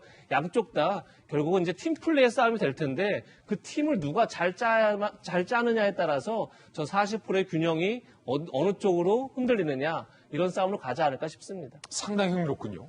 이번엔 저희가 준비한 세 번째 이슈입니다. 선거 이야기가 나와서 당장 코앞으로 다가온 선거부터 함께 보시죠. 단일화 의지는 재확인했지만 오세훈, 국민의힘의 후보로 선출된 오세훈 후보와 국민의 당의 안철수 후보와의 단일화 과정이 야당에서 남아 있습니다. 그리고 여권에서는 민주당의 서울시장 후보로 당선된 박영선 후보와 열린민주당의 후보인 김진애 후보와의 단일화 과정도 남아 있습니다. 먼저 박영선 후보가 박원순 전 시장의 피해 여성에게 사과를 했습니다. 앞서 김진애 열린민주당 후보는 박 시장의 공적을 높게 평가한 바 있고 박영선 후보에게 입장을 물은 바 있습니다. 들어보시죠. 박원순 전 시장 관련 피해 여성께 다시 한번 진심 어린 사과를 제가 대표로 대신 드립니다. 피해자분께서 조속히 일상으로 돌아오실 수 있도록 제가 할 수 있는 일을 다 하도록 하겠습니다. 자, 야당의 주요 주자들은 이렇게 반응했습니다. 박영선 후보의 서울시장 후보로서의 행보가 시작된 지 한 달여가 넘었죠. 그럼에도 불구하고 그동안 민주당 후보로서의 사과의 말씀이나 위로의 말씀이 없었다고 알고 있었는데 여성의 날을 맞아서 사과를 했다는 말씀을 듣고 다소 의아했습니다. 절절한 진심을 담은 사과가 과연 여성의 날이라야 가능한 것인지. 박영선 후보의 진정성 없는 사과에 분노합니다. 양심이 있으면 피해 호소인 3인방, 남인순, 진선미, 고민정 세 사람 캠프에서 쫓아내야 합니다. 출마 자체가 2차 가해입니다. 장유미 변호사님, 지금 야당 후보들의 어떤 반응 그리고 박영선 후보의 이야기 들어봤는데, 자, 이게 김진애 의원이 사실은 박 시장에 대해서 공적을 굉장히 높게 평가하면서 오점 없는 사람이 있겠느냐라고 이른바 2차 가해성 논란의 발언을 했고 박영수 후보에게 입장을 물어봤잖아요. 네. 자, 거기서부터 이제 지금 이 논란까지 시작된 거예요. 어떻게 보셨습니까? 그렇습니다. 사실 김진애 의원이 던진 화두에 대해서 화답하는 어떤 성격도 분명히 있었다라고 보여집니다.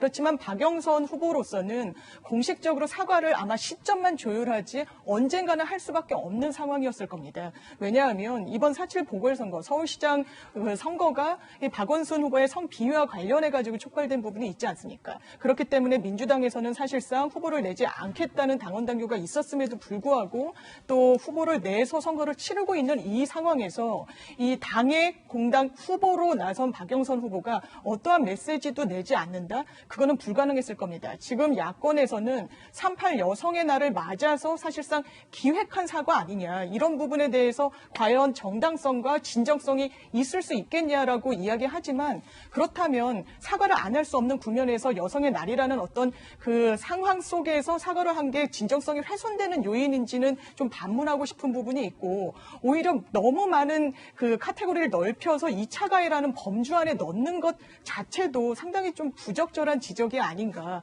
이게 정치적인 공세로 할 부분이 아니라 정말 서울시 안에서 성비위가 있었다면 이 부분과 관련해서 어떻게 재발 방지를 하고 또 대책을 마련할 것인지에 대한 구체적인 대안을 마련하는 게 상식이지 그냥 정치적인 공방으로 끝낼 사안은 아니라고 생각합니다. 예, 김진애 의원과 전 의원이죠. 정봉주 전 의원은 민주당을 연일 압박했습니다. 들어보시죠. 여러분들도 아실 겁니다. 이번에 선거가 상당히 팽팽하다는 거. 이럴 때 안전하게 가고 당의 보호하에서 가는 것만으로는 절대로 이길 수 없다. 자칫 안전하게 갔다가는 안전하게 패할 수도 있다. 더불어민주당 후보 측으로부터 성의 있는 답변이 없습니다. 민주당이 언제부터 감나무 밑에서 감 떨어지기만을 기다리는 수비형 정당이 되었습니까? 발등에 불이 떨어져 봐야 정신을 차릴 것 같습니다. 이제 판단은 더불어민주당 박영선 후보 캠프의 몫입니다. 이재명 기자, 열린민주당 쪽에서는 감나무 밑에서 왜 기다리기만 하냐, 수비형 정당이 됐냐, 민주당 압박한 건데 지금 뭐가 문제입니까? 아마 이제 김진애 후보는 지금 여러 차례 상호 토론을 좀 요구하고 있죠. 3차례 이상의 토론을 요구하고 있고, 또 하나가 뭐냐면 아무래도 여론조사에서는 불리하다 판단하기 때문에 선거인단, 투표인단을 요구하고 있습니다. 그렇게 되면 이제 양쪽에서 아마도 이제 당원들을 동원할 수밖에 없는 그런 구조가 되겠죠. 그렇게 되면 아마도 제가 볼 때는 민주당이나 박영선 후보 쪽에서 염려하는 건 그렇게 이제 당원들을 동원하고 그렇게 해서 어떤 단일화 경선 과정을 거치는 동안에 지금 이제 앞으로 물론 봐야겠지만 사실 서울시장 보궐선거가 여야 굉장히 팽팽하게 지금 균형을 두고 있고 굉장히 박빙의 싸움이 될 것이 하는데 그것이 여권의 분열로 이어질 수 있는 게 아니냐, 뭐 이런 우려를 좀 하는 것 같습니다. 그러다 보니까 되게 소극적으로 이제 아무래도 변한 것 같고, 아무래도 이제 늘 1위 주자가, 앞선 주자가 사실은 더 소극적이 되는 거죠. 그런 점에서 이제 김진애 후보는 굉장히 강력하게 지금 사실 의원직까지 사퇴하면서 배수진을 쳤기 때문에 굉장히 많은 요구를 하고 있는데 그걸 이제 선뜻 받기가 참 어려운 상황이 아닌가 싶은데, 전 지난번에 박수현 전 대변인 말씀하신 것처럼 두 사람이 경쟁을 통해서 오히려 박영선 후보가 본인의 또 존재감을 더 키워내는 게 중요하죠. 그렇게 단일화를 해 나가야 되죠. 그런 점에서 자꾸 저렇게 열린민주당 쪽에서 뭔가 민주당이 소극적으로 나선다 이런 인식을 주는 것 자체가 전 굉장히 박영선 후보한테 불리할 수 있다는 생각이 듭니다. 자, 그러면 박수현 대변인께 짧게 여쭐게요.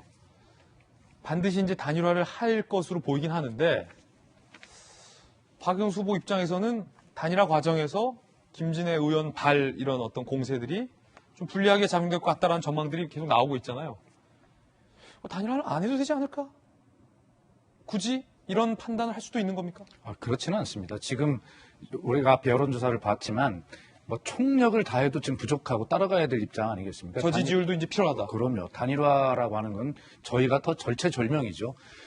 다만 이제 염려스러운 것은 이제 김진애 후보는 이제 도시 전문가 아닙니까? 그런 과정에서 TV 토론 3번을 요구하고 있고 박영선 후보는 좀 2번만 하자 이런 것이고 거기에서 이제 주로 주고받는 이야기들이 본선에서 야당 후보의 주요 이제 공격 포인트가 되고 박영선 후보의 약점이 될 가능성이 있으니까 한 번 좀 줄이자 이런 속내가 있는 것인데 아마 오늘 중으로 합의가 될 거다라고 저는 그렇게 알고 그렇군요. 있습니다. 예. 자, 이번에는 야권 소식도 한번 알아보겠습니다. 국민의힘의 서울시장 후보인 오세훈 후보와 국민의당의 안철수 후보가 그젯밤인가요? 맥주 회동을 했습니다. 이야기 들어보시죠. 오세훈 전 시장 만나셨는데 어떤 이야기를 나누셨는지 1시간 반 정도 맥주 마시면서 여러 가지 이야기들을 나눴습니다. 개인적인 이야기들, 그래서 서로 간에 이해의 폭을 넓히고 또 전반적인 생각하는 방향에 대한 의견 교환들을 했습니다. 우선 우리 더 큰 틀에서 빨리 합의를 이루어 나가자. 아주 사소한 거 가지고 그렇게 실강의를 하고 그런 모습들은 보이지 말자. 합의가 잘 안 되면 당에 맡길 것이 아니라 후보들이 나서서 풀자. 분위기는 좋았던 것 같은데 이 만남 오세훈 후보가 제안을 해서 이루어진 만남이었습니다. 오세훈 후보, 맥주 한잔하며 왜 정치를 하느냐부터 얘기해보자. 이분과 한번 해볼만 하다라는 느낌을 받았다라고 긍정적으로 평가를 했습니다. 배석자 없이 90분간 맥주 회동을 했다. 제가 취재해서 잘 알고 있기로는 두 후보 모두 다 이렇게 술에 강하지 않습니다. 우리 박수현 대변인처럼 술에 강하지가 않은 분들이라. 개인 정보를 공개합니다. 죄송합니다. 국가기밀입니까? 안철수 대표는 주량이 한 와인 한 잔 정도, 오세훈 시장도 한 소주 3-4잔 정도인데 1시간 반가량 이제 맥주를 두 분이서 먹었다라는 게 좀 흥미로운 대목일 수도 있을 것 같고 단일화를 위한 3+3 실무협상단 구성에 합의를 했다. 19일까지는 단일화를 합의할 수밖에 없는 일정이에요. 여론조사 문항 관련돼서 신경전도 양측이 있는 것 같아요. 야권 단일 후보로 누가 가장 적합하냐. 안철수 대표 측에서는 민주당 후보가 붙었을 때 누가 경쟁력이 있냐. 그러니까 야권을 대표한 대표 선수가 누구냐라는 게 이제 오세훈 후보 측의 주장인 거고 본선에서 누가 이길 수 있느냐라는 거를 묻자라는 게 안철수 후보 측의 입장인 것 같습니다. 후보 등록이 18, 19일 전 마무리 합의를 해야만 후보에 등록할 수 있고 단일화가 됩니다. 안 그러면 투표용지에 이름이 2명 다 올라갑니다. 자, 일정까지만 알아봤는데 김명미 비대위원께서는 아까부터 자꾸 우리 당 후보가 이길 거다라고 어떤 비대위원으로서의 어떤 강한 견해를 보이고 계신데 이게 이제 자신감이 그냥 자신감이 있고 또 이제 근거가 있는 자신감이 있고 또 근거가 없는 근자감도 있거든요. 어느 쪽입니까? 희망사항을 통해서 이야기하는 게 첫 번째고요. 두 번째는 근거 있는 자신감이겠죠. 그래요? 제가 우리 동아일보 채널의 기자분들이랑도 숱하게 얘기를 하면서 내기를 걸었다는 표현이 되나요? 오세훈 후보가 될 것이다 얘기를 했을 때 처음에는 정말 이런 얘기들을 많이 했습니다. 왜냐하면 여론조사가 굉장히 낮게 나왔기 때문에. 그래서 저희 그 당에 대한 경선 결과가 오세훈 후보로 목요일에 발표가 됐을 때 제일 먼저 그 기자분들이 전화가 왔어요. 어떻게 알았냐. 근데 실질적으로 100% 국민 여론조사를 바탕으로 우리 당의 후보 한 명이 선출되고 나면 그 다음에 당에 있는 당력들이 총 결집될 수밖에 없을 것이고 오세훈 후보는 우리 당에서 100% 국민 여론조사를 통해서 선출된 후보입니다. 그렇기 때문에 중도로서의 외연 확산 가능성까지 충분히 탑재하고 있는 만큼 지금 시작에서 상승 국면을 타고 있는 상황입니다. 여기서 이제 제일 중요한 건 특히 여권을 지지하지 않는 많은 다수의 국민들이 보시기에 분열돼서 흩어져서 지면 안 된다라고 하는 공통된 인식들을 분명히 갖고 있습니다. 그래서 오세훈 후보가 전격적으로 안철수 후보에게 우리 먼저 만나서 화기애애한 모습들을 좀 보여주는 것들이 중요하다는 판단을 가졌던 것 같고 아주 좋은 모습들이 연출된 것 같습니다. 이제 중요한 건 각 팀에 있는 실무협상단이 구성된 만큼 서로 상식의 범주 내에서 충분히 국민들이 바라보기에 훌륭한 후보를 뽑기 위한 단일화 과정들이 진행될 거니까 이 과정에서 상식적 범위 내에 최종적인 투표 결과가 이루어지게 된다면 아무래도 정당의 지지세 또한 상승세를 타고 있는 국민의힘의 오세훈 후보의 가장 큰 약점은 당내 지지 기반이 좀 적다는 거였는데 이것까지 든든하게 다 뭉치고 있는 상황이어서 아마 넉넉하게 안철수 후보와 함께 아름다운 단일화를 이루고 4월 7일 보궐선거에서 최종 승자가 될 거라고 저는 확신합니다. 예. 김병민 비대위원의 어떤 야당 비대위원으로서의 어떤 개인적인 견해였고 앞서서 안철수와 박영선이 붙을 때랑 오세훈과 박영선이 붙을 때랑 별반 차이가 안 났다라고 언급하셔서 그게 사실인지 저희가 생방송 도중에 저희 돌직구쇼의 팩트체크팀이 가동을 해서 확인해본 결과 뉴스 1의 의뢰로 3월 7, 8일 양일간 여론조사 결과가 있더군요. 네. 그걸 근거로 이제 발언하셨다라는 근거 또한 저희 팩트체크팀의 확인으로 말씀을 드리겠습니다. 자, 부산시장도 가상 양자 대결이 나왔고 그 데이터 보기 전에 너무 이제 또 오세훈 후보가 끝까지 될 거다 이렇게 말을 하셨으니까 안철수 또 후보 측의 입장도 있거든요. 이재명 기자. 제가 안철수 후보를 대변해줘야 되는 그런 입장. 아니요, 이제 그쪽을 이제 취재하는 게 있으니까. 그렇죠. 균형상. 예. 사실 그제 만나면 가장 큰 의의는 3월 18일 후보 등록 전에 단일화 하겠다. 이 합의가 아닌가 싶습니다. 그렇게 되려면 이제 사실 굉장히 빠른 실무 협의가 필요한데, 조금 전에도 국민의당 이태규 사무총장이 빨리 국민의힘도 팀을 빨리 짜서 우리 단일화 빨리 하자 이렇게 기자회견하는 내용이 올라왔던데요. 저는 이 단일화까지의 과정도 그냥 지난할 수 있는데 사실은 저는 그렇게 복잡하지 않다는 생각이 듭니다. 기본적으로. 그러니까 안철수 후보는 아무래도 이제 여론조사를 바탕으로 한 경쟁력에서 본인이 우위하다 보는 거고 오세훈 후보 같은 경우는 국민의힘이라는 어떤 그 조직을 바탕으로 한 적합도에서 본인이 이길 거다 보는 건데 사실 이 논쟁은 2002년 노무현, 정몽준 후보 단일화 때도 똑같이 재현됐었습니다. 그때도 이제 정몽준 후보는 경쟁력을 얘기했었고 노무현 후보는 적합도를 얘기했었는데 결국 절충이 됐습니다. 당시에도 한나라당 이해창 후보와 경쟁할 단일 후보로 누구를 지지하느냐 이렇게 해서 양쪽을 절충을 했죠. 경쟁력과 그다음에 그 적합도를 절충했기 때문에 이번에도 비슷한 쪽으로 결론이 날 것이다. 저는 사실 단일화까지의 과정이 그렇게 크게 소모적이지 않을 거라 생각하는데 저는 오히려 그 이후에 조금 전에 저희가 이제 이 단일화 전에 계속 2번 논쟁, 2번 후보냐 4번 후보냐 논쟁이 있었던 것처럼 단일 후보를 만든 이후에 과연 어떻게 선거운동을 양쪽에 결합하느냐. 저는 이게 오히려 더 큰 논쟁거리가 될 거고 큰 과제가 될 거다. 사실 예전 같은 이제 박원순 후보를 민주당에 지원할 때만 해도 박원순 후보가 무소속이었기 때문에 사실 지원이 큰 어렵지 않았는데 알겠습니다. 양쪽 당이기 때문에 그 문제를 어떻게 결합하냐가 중요할 것 같습니다. 부산 양자 대결 함께 보시죠. 자, 김영춘 32.5대 박형준 48. 중앙일보가 의뢰해서 입소스가 조사를 실시한 결과 보고 계십니다. 이번엔 저희가 준비한 다음 순서 오늘의 핫플입니다. 만나보시죠. 해리 왕손과 메건 마클 부부의 폭로 인터뷰, 미국의 CBS 방송. 오프라 윈프리가 인터뷰를 했군요. 자, 폭로가 있었습니다. 직접 들어보시겠고요. 광화문 광장을 속도전, 공사가 속도전에 들어섰는데 차가 많이 막힌대요. 살펴보시죠. 먼저 직접 인터뷰 내용부터 들어보시죠. They didn't want him to be a prince or a princess, not knowing what the gender would be. It was really hard. So we have in tandem the conversation of he won't be given security, he's not going to be given a title, and also concerns and conversations about how dark his skin might be when he's born. What? Hold up. There's Stop several right now. there are several conversations about, and I just didn't want to be alive anymore. 아니, 장윤미 변호사님, 메건 마클의 폭로에 따르면은 영국 왕실에서 이제 인종차별적, 인종비하적인 얘기를 했었다라는 주장이에요. 네. 피부색 까마겠네, 이러면서. 네. 태어나기 전부터 이 아기의 그 피부색을 걱정했다. 이건 상당히 좀 놀라운 이야기이긴 하죠. 지금 이 마크 웨건 배우 같은 경우에, 전직 배우 같은 경우에는 아버지는 백인이지만 어머니가 흑인, 이제 혼혈인 배우인데 이 아이를 출산을 앞두고 왕실에서 공공연하게 이 피부색을 걱정했다는 우려에 대해서 오프라 윈프리도 이게 사실이냐라고 되물을 정도로 상당히 파급력을 가져온 부분은 부분은 확실합니다.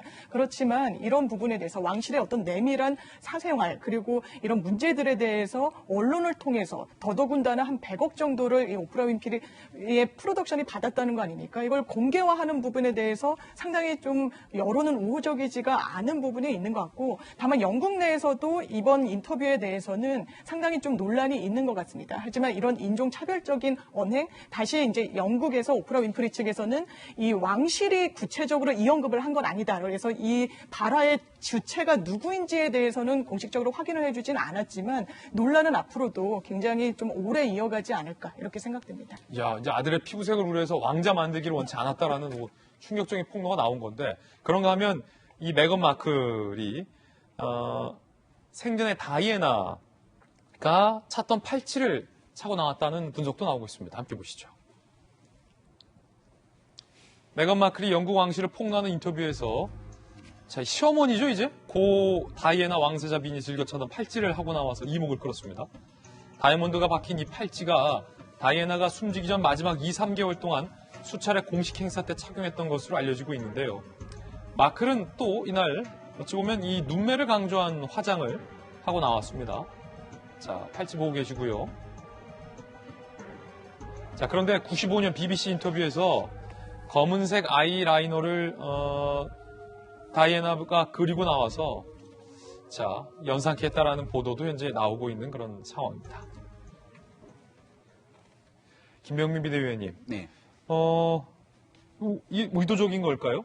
의도적이죠. 왜냐하면 대놓고 어머니가 이 자리에 함께 있는 것 같은 느낌이 들고 싶었다고 해서 생전에 차고 있었던 팔찌를 이제 차고 나온 것으로 보이고요. 눈화장 같은 경우도 누가 뭐래도 과거에 있었던 다이애나를 연상하게 하는 짙은 눈화장 이런 부분들을 충분히 연출하고 나왔다는 것으로 볼 수 있을 것 같습니다. 그러면서도 영국 왕실에 대해서 건들지 말아야 될 부분들은 건들지 않은 모습을 볼 수 있는데 조금 전에 나왔던 이 인종차별적 성격의 발언에 대해서 할머니, 영국을 실질적으로 상징하고 있는 엘리자베스 여왕에 대해서는 할머니, 할아버지 얘기는 아니다라고 분명하게 선을 긋기 시작합니다. 아마 이 어머니의 죽음과 관련돼서 해리 왕손이 가지고 있었던 극도의 심리적 상황, 이 모든 일들이 지금 현재 일어나고 있는 가정사에서도 함께 드러나는 것 같은데 지금 인터뷰를 했던 인터뷰의 핵심 내용은 결국 오프라 윈프리 아닙니까? 흑인으로서 이 문제에 대한 인종 문제를 끄집어내는 굉장히 조금 어찌 보면 여론 형성을 주도할 수 있는 영리한 문제들을 가지고 영국 왕실의 문제를 제기한 것 같은데 여러 가지 뭐 해석들이 가능한 여지들이 있겠습니다만은 꽤 오랜 시간이 지나서 이 겉으로는 영국도 결국 굉장히 다인종으로 구성되어 있는 국가이기 때문에 그럼에도 불구하고 영국 왕실 내에서 이런 인종 문제를 터부시했다라면 심각한 사회 문제로 대두될 수 있는 터라 굉장히 왕실의 아픈 치부들을 찌르면서 이 문제를 조금 더 수면 밖으로 드러낸 것이 아닌가 이런 생각이 듭니다. 예. 자, 두 번째 앞으로는 이제 광화문 광장 공사 소식인데, 시장 대행이 광화문 광장 재구조화 사업을 강행하면서 공사에 속도전을 올리고 있는데요. 이 때문에 시민들의 불편이 야기되고 있다고 합니다. 지난 6일부터 주말 광화문 광장 서측도로 통행이 금지가 됐습니다. 교통정체가 가장 극심한 부분은 정부청사 진입로가 있는 쪽이었는데요. 바뀐 도로 사정을 몰랐던 운전자는 헤매고 차선 이동을 하기에 바쁩니다. 차선도 좁아진 상황에 차선 변경까지 출근길 시민과 운전자들의 목소리도 한번 들어봤습니다. 너무 답답해가지고 돌아왔는데 교통 대란이 오지 않을까 그런 생각이 듭니다. 상당히 불편하죠. 이거 참. 여기서 오전에 가서 시청 앞으로 해가지고 대결로 빠지려고 그러지 나는. 돌아야죠. 그러니까 계속 밀리죠. 차선이 이쪽으로 변경되다 보니까 차가 많이 막히더라고요, 오늘 길이. 버스를 이쪽에서 기다리고 있는데 아저씨도 헷갈리셨는지 기사님이 저쪽에 정차했다 가셨어요. 그래서 버스를 2개째 놓치고 기다리고 있는 중이에요. 박수현 대변인, 이 근본적인 궁금한 게 있습니다. 이 멀쩡한 광화문 광장을 수백억 원 들여서 왜 고치느냐? 자, 이것과 관련돼서 서울 시민들의 합의가 충분히 있었느냐와 관련된 부분이거든요. 그러니까 전에도 우리 돌직구쇼에서 이 문제를 토론을 한 적이 있었지 않습니까? 이것이 과연 권한 대행이 이 문제를 계속 추진할 문제냐에 대해서 모두 다 그렇지 않았으면 좋겠다라고 합의들 이 안에서도 했었고 아마 그게 대체적으로 시민들의 의견 아닐까요? 그리고 4월 7일 날 새로운 시장을 뽑게 되는데 결과적으로는 새로운 시장이 뽑혀서 이 중요한 광장의 의미 이 광장이라는 것이 얼마나 이 사회 공동체가 용광로처럼 녹을 수 있는 그런 승화의 공간입니까? 이런 공간을 어떤 시민들 합의 없이 그렇게 권한대행이 행정력만 가지고 일방적으로 하는 것 옳지 않다라고 했는데 시작했으면 결과라도 좀 잘 나오고 과정에서라도 시민들의 의견이 잘 반영이 됐어야 되는데 이 시작도 과정도 결과도 그렇게 썩 좋아 보이지 않을 것 같아요. 그래서 참 걱정이긴 합니다만 어쨌든 새로운 시장이 선출이 되면 이 문제를 종합적으로 다시 한번 들여다보는 그런 과정이 있어야 될 것 같다는 생각을 해봅니다. 예, 하플까지 짚어봤습니다. 이번엔 저희가 준비한 다음 순서입니다. 사건을 파헤치는 남자 사파남 시간입니다.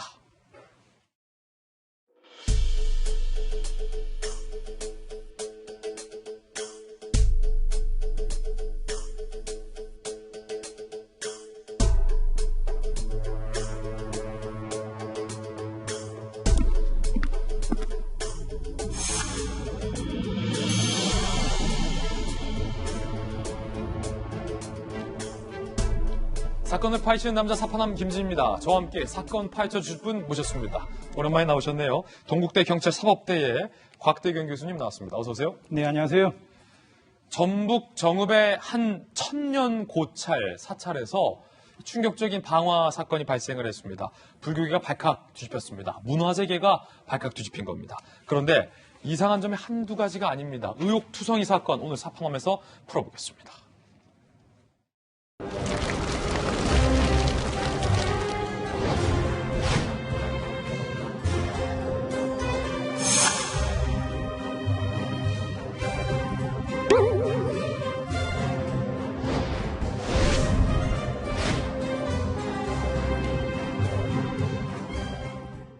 내장사 화재, 천년고찰이 불타버린 화재 사건의 세 가지 의혹 오늘 짚어보겠습니다. 첫 번째 의혹은 천년고찰 방화범의 정체입니다. 영상으로 화재 당시의 상황부터 살펴보시죠. 자, 이랬어요. 전북 내장사 대웅전 건물이요. 형체를 알아볼 수 없을 정도로 새빨간, 시뻘건 불길에 휩싸였습니다. 소방차와 수십 명의 인력이 투입돼서 물을 뿌려봤지만 이미 역부족이고 이렇게 온데간데 없이 천년고찰의 대웅전이 사라진 겁니다. 도대체 어떤 사건이 있었던 것인지 함께 상세히 전말을 살펴보겠습니다. 보셨던 것처럼 전소했습니다. 17억 원의 재산 피해인데 이게 뭐 단순히 돈으로 비교할 수 없죠. 화재를 신고한 사람은 스님이었습니다. 스님 최모 씨. 그런데 경찰이 이 화재를 신고한 스님을 방화범으로 현행범으로 체포했습니다. 아니 곽 교수님, 아니 이게 어떻게 된 겁니까? 이 스님이 최모 씨 스님이 이 경찰에 신고한 분인데 방화범으로 체포를 했다니요. 스님이 부르질렀다고요? 네, 사실 이게 상식적으로 제대로 이해가 되지 않는 그 사건입니다. 예. 사실 이제 사찰에서 부처님을 모셔놓은 대웅전이라고 하는 것은 가장 중심적인 사찰이고 가장 신성하게 여기는 그런 장소입니다. 그런데 그곳에서 술을 마신 상태에서 불을 질렀다라는 것은 도저히 이제 납득을 할 수 없고요. 이분이 과연 정상적으로 제대로 수행을 해온 그런 스님인지가 좀 의심이 가는 그런 행동이라고 할 수가 있겠습니다. 아니 스님이 불 지른 건 맞아요? 네, 그렇습니다. 본인이 불을 지르고 나서 본인이 신고했다. 불을 저질렀다고 이제 신고를 했고요. 그리고 이제 사실 이제 불을 저지른 사람들 같은 경우 어떤 경우는 불을 저지르고 나서 현장을 갔다가 벗어나서 이제 도망을 가는 그런 경우도 있는데 이 사람은 그 자리에 있어가지고 이제 경찰에 순순히 이제 체포가 돼서 자신이 했다고 이제 이야기했기 때문에 본인이 저지른 방화 사건이 맞습니다. 3개월 전에 수행을 위해서 내장사에 들어온 스님인 것으로 현재 알고 있는데 지금 이렇게 이 스님이 지른 불로 대웅전이 완전히 다 전소가 됐는데 이 건립일에 화마로 인한 순환이 벌써 4번째라고요. 네, 그렇습니다. 조선시대에 일본의 침략 때 이미 이제 한번 불에 탄 적이 있었고요. 그리고 6.25 때도 이 화마를 입은 적이 있었습니다. 그리고 또 이제 9년 전에 사실 누전으로 의한 전기 사고로 이제 화재가 발생해서 이제 대웅전이 이제 불탄 적이 있었고요. 이번에 또 방화 때문에 이제 불이 탔기 때문에 사실 4번의 고초를 겪었던 그런 사찰이라고 할 수가 있겠습니다. 일제치하 때 6.25 전쟁 때 고난을 겪고 어떻게든 다시 건립했는데 이걸 스님이 불질러서 또 소실된 겁니다. 여기서 두 번째 의혹입니다. 스님이 왜 부르질렀냐? 술 마시고 홧김에. 예? 함께 보시죠. 스님의 진술은 이렇습니다. 함께 생활하던 스님들이 서운하게 해서 내가 그냥 너무 서운해서 술 마시고 우발적으로 불질렀다. 스님은 체포 당시에 술 취한 상태다라고 하는데 박 교수님, 아니 스님이 이렇게 술 마셔도 돼요? 사실 그 청정도량에서 술을 마신다는 것 자체가 상당히 그 납득할 수 없는 굉장히 비상식적인 그런 어떤 행위라고 이제 할 수 있는데요. 이분 같은 경우는 사실 이 절에 소속된 그런 스님이 아닙니다. 뭐 이런 분들을 이제 행자성이라고 하는데요. 그래서 이제 스님이 되기 위한 교육을 마치고 나서 수행을 하는. 이제 석 달 전에 이제 이 절에 와가지고 다른 스님들과 이제 함께 이제 생활하고 실제로 여기 이제 소속 되지 않은 그런 스님이었다고 합니다. 그런데 이제 통상적으로 그동안은 행자성이라 하더라도 나이가 40세까지 제한되어 있던 게 몇 년 전에 50세로 이제 연장이 되고 그러면서 조금 더 나이 많은 분도 이제 새로 이제 행자성이 될 수 있었는데 이분은 다른 종파 소속으로 있다가 조계종으로 이제 오신 분이고 그래서 사실 나이는 많지만은 절에서 보면 이제 행자성이니까 좀 이제 막 시작하는 신참의 그런 어떤 위치에 있었던 것 같습니다. 물론 그래가지고 뭐 다른 스님들이 대수롭지 않게 하는 말이나 행동에도 뭐 섭섭한 그런 생각을 가질 수는 있지만 그렇다고 해가지고 이 뭐 대웅전에 불을 저지르는 그런 정도까지 다른 스님들이 굉장히 차별하거나 섭섭해하거나 또는 말을 함부로 하는 그런 적이 없다고 하기 때문에 단지 뭐 자기가 섭섭한 그런 마음이 쌓여가지고 우발적으로 저질렀다는 것은 이 사람의 자기 행동을 정당하고 합리화하기 위한 좀 핑계나 변명이 아닐까 그렇게 생각을 합니다. 술 취해서 불지른 해당 스님의 이야기 직접 들어보시죠. 뭐가 그렇게 서운했던 거예요? 시중이라 그 순간적으로 판단이 많이 흘렸었습니다. 하고 난 직후에 후회했습니다. 잘못은 인정하시나요? 예, 인정합니다. 직접 신고하셨는데 예. 생각으로 직접 신고하신 거예요? 불이 더 번지면 안 되고 산에까지 번지면 안 되니까 그렇게 했습니다. 다른 스님들이 서운하게 했다. 속상해서 술 마시고 불질렀다. 기자들이 이 내장사 큰 스님과 동료 스님들에게도 여쭤봤습니다. 정말 서운하게 하셨습니까? 저희들도 할 말을 잃어버린 겁니다. 설사 개인과 개인 간에 불평는 것이 있고 견해를 달리한 것이 있다면은 그 사람과 해소할 문제를 찾지. 불당에 부처님 앞에 불을 지르고 이건 도저히 상식적으로 이해가 가지가 않는 거예요. 경전이라는 하시면 되는데 갑자기 나타났어요. 그동안 행적은 알 수 없고 얼마나 수행 과정이 아니었다 말이죠. 10년 이상 공백이 있었어요. 온전한 수행 아니라 말이죠. 점점 더 짙어지는 세 번째 의혹이 바로 이겁니다. 정말 서운하게 했느냐라는 겁니다. 다시 한번 이야기 들어보시죠. 불평을 했다든지 한다면 상대가 있을 거다, 상대가. 여기서는 누구도 그 스님 모두가 불편한 일이 있었느냐고 또 물어본 거예요. 정말 그랬다니까. 그러나 여기서는 누구 한 사람도 그런 분은 없고 오히려 승려라고 하신 그분이 여러 가지로 잘 배려해주고 감사하다. 그랬다는 거예요. 수혜감을 느낀 것 같지는 않고 근데 그거는 거의 스승이라고 눈 다 뜨고 그런 사람인데 뭐가 그렇게까지 해서 감정이 있었겠어요? 없어요. 아니, 다른 분들, 큰 스님하고 다른 분들 얘기 들어보면 서운한 일 없었다. 그리고 방화 2시간 전에 잘 대해줘서 감사하다라고 이 해당 스님 본인이 직접 얘기했다고 하는데 그렇다면 이 방화의 이유가 사실이 아닐 수도 있다는 얘기네요. 네, 그렇죠. 아까 말씀드렸던 것처럼 자기 행동에 대해서 이제 좀 변명을 하고 자기 입장을 옹호하기 위한 그런 이후에서 사실 그 사건의 원인을 다른 사람에게 핑계를 돌리는 그런 상황에서 이제 좀 뭐 서운함이 있었다 이제 이렇게 이야기한 것 같고요. 그런데 불과 이 사건이 벌어지기 뭐 2시간 반 정도 전에 다른 스님과 차를 한잔하면서 이 절에 왔더니 자기에게 잘 대해주고 여러 가지 배려해줘서 자기가 참 고맙게 생각한다, 감사하다 이런 말을 했다는 거거든요. 그런데 이제 불과 이제 2시간 반 이후에 이런 행동을 했기 때문에 상당히 좀 어떤 판단이나 정서적으로 좀 불안했던 그런 상황이 아닌가 싶고요. 사실 뭐 절에서 금기시되어 있는 술을 마신 뭐 이런 것들이 좀 자기의 감정을 기억하게 했다고 하더라도 결코 정당화될 수가 없는 쉽게 납득하기 어려운 그런 핑계가 아닌가 그렇게 생각을 합니다. 예, 의혹투성이군요, 이 사건. 자, 곽태경 교수님과 함께 사건 풀어봤습니다. 교수님 감사합니다. 네, 수고하세요. 저희들은 60초 광고 후에 돌아오겠습니다. 잠시 후에 뵙죠. 네, 오늘 저희가 준비한 소식 모두 다 전해드렸습니다. 지금부터 시작되는 인터넷 라이브 방송 라방 231로 20만 구독을 돌파했는데요. 오늘 주제는 LH 투기 의혹 박근혜 정부까지 확대와 관련된 이야기 공방, 본방에서 못다한 이야기 나눠보겠습니다. 라방에도 많은 관심 부탁드립니다. 저희들은 내일 아침 9시 15분에 더욱더 풍성한 소식 들고 인사드리겠습니다. 오늘 하루는 분명 어제보다 나을 겁니다. 좋은 하루 되십시오. 고맙습니다.